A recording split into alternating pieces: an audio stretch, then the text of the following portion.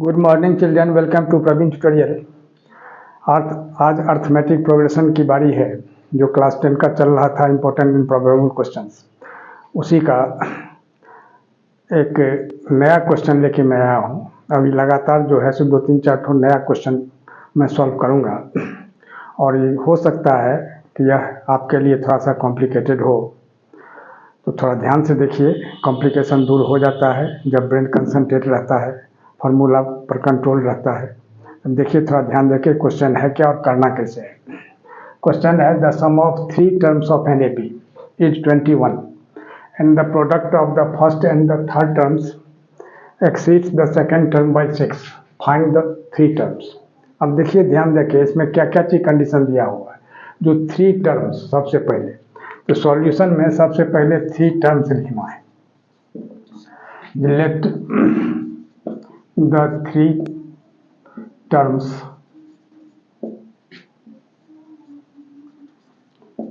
of an AP B।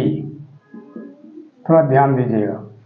अब 3 terms जो है, एक तो अगर हम A लेते हैं तो आगे होगा A प्लस डी और पीछे हो जाएगा A माइनस डी। इसी तरह से लेना है। क्या लेना होगा? A minus D comma A और A प्लस डी। ध्यान दीजिए। अब पहला कंडीशन क्या है? The sum of 3 terms of an AP is 21। तो तीनों का सम जो है, यानी प्लस करके क्या है, 21 है। तो केस 1 में लिखिए यहाँ, जो A plus minus D plus A plus A plus D is equal to 21। अब D यहाँ माइनस है, D यहाँ प्लस है, कैंसिल हो जाएगा। A प्लस A क्या हो जाएगा? 3A is equal to 21। तो A इज इक्वल टू कितना होगा? 21/3। 3 7 जा 21, यानी A इज इक्वल टू क्या निकला? 7। यहाँ इम्प्लाइज का साइन जरूर दे दीजिएगा। तो A 7 हो गया। अब आगे देखिए, अगला कंडीशन क्या है, अगला केस क्या है। And the product of the first and the third terms, the product of first and third exceeds the second term by 6। माने इस सेकेंड टर्म जो है इससे 6 ज़्यादा है इसका प्रोडक्ट। अब देखिए केस 2 में क्या होगा, जो प्रोडक्ट ऑफ क्या दिया हुआ है, फर्स्ट एंड थर्ड टर्म्स, तो यानी A minus D into A plus D, ये प्रोडक्ट हो गया।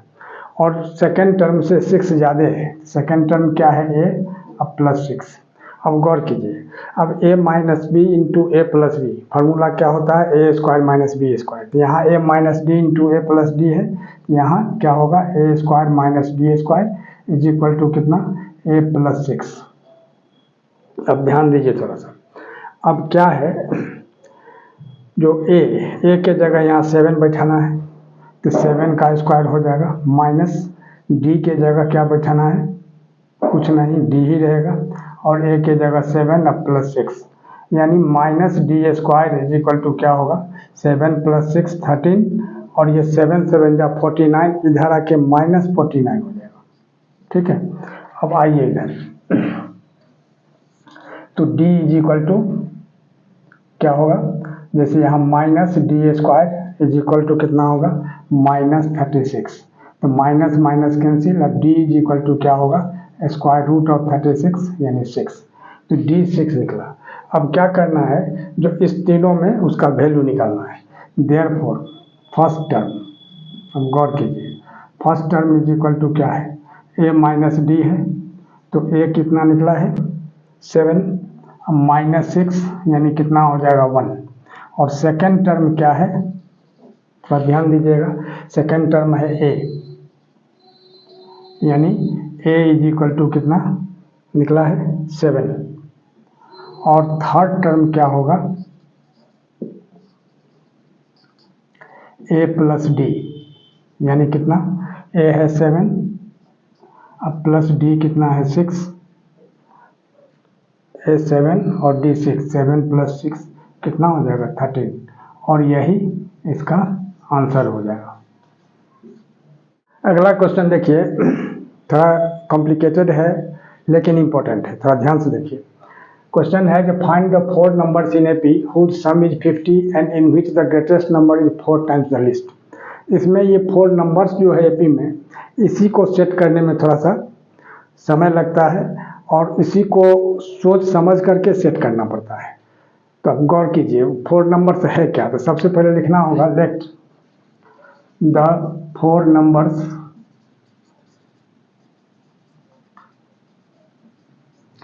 इन एपी बी।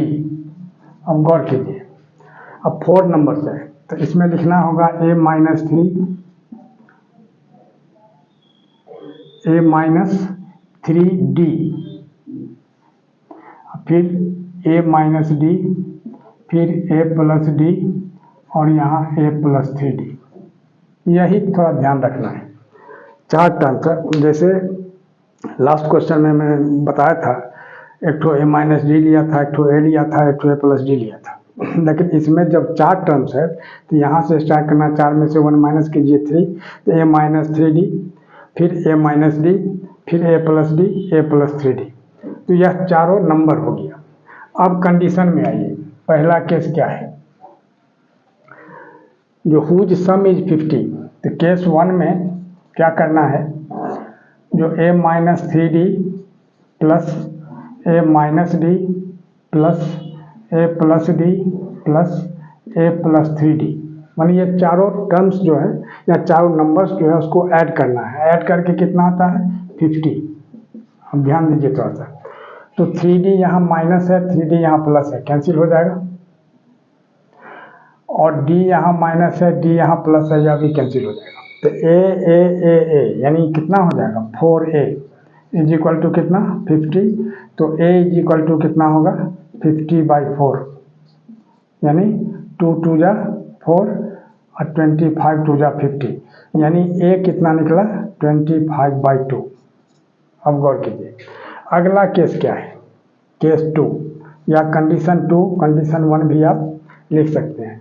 केस 2 में दिया हुआ तो greatest number is 4 times the least. Greatest number क्या है यहाँ a+3d, तो a+3d is equal to 4 times the least, यानी लिस्ट क्या है a-3d। अब ध्यान दीजिएगा थोड़ा सा, a+3d is equal to 4a minus 4 3 जा 12d।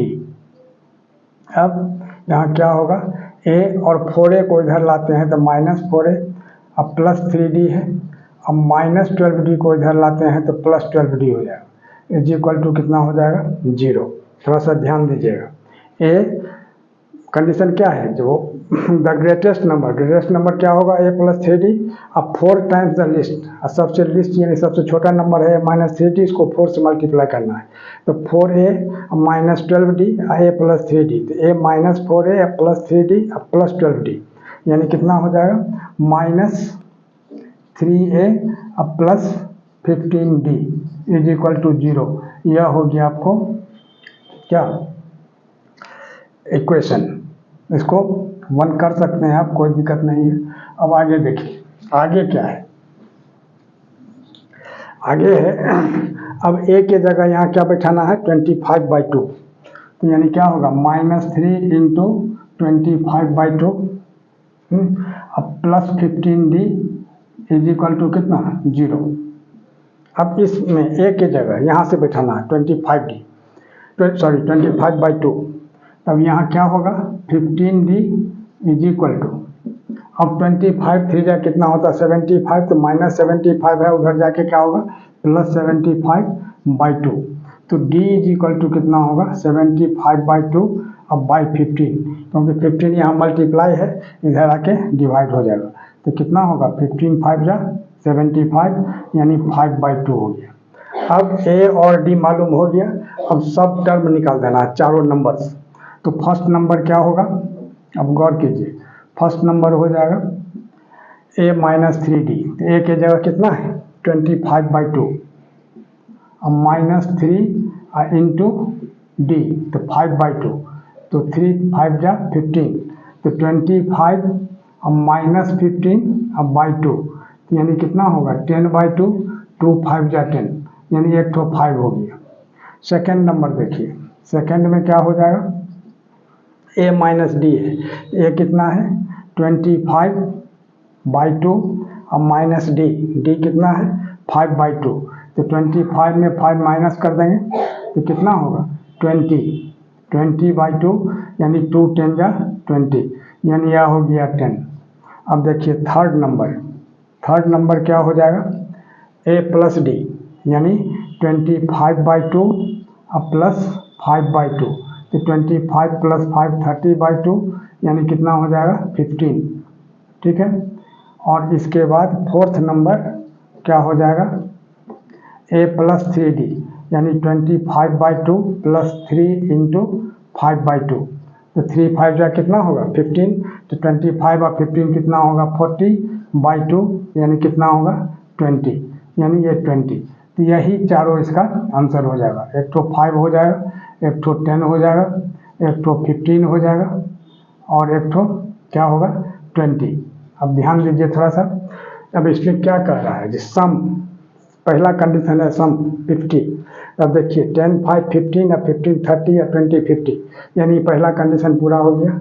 और 4 times the least, greatest number 20 है और लिस्ट नंबर 5 है, तो 5 में अगर हम 4 से मल्टीप्लाई करते हैं 4 टाइम्स कहा गया, तो 5 4 जा कितना हो जाएगा 20, मतलब दोनों कंडीशन पूरा हो गया और यही इसका आंसर हो जाएगा। और इसी तरह का इंपॉर्टेंट क्वेश्चन का सीरीज हमारे बीच चलता रहे, इसके लिए आप लोग लाइक शेयर और सब्सक्राइब जरूर करें। धन्यवाद।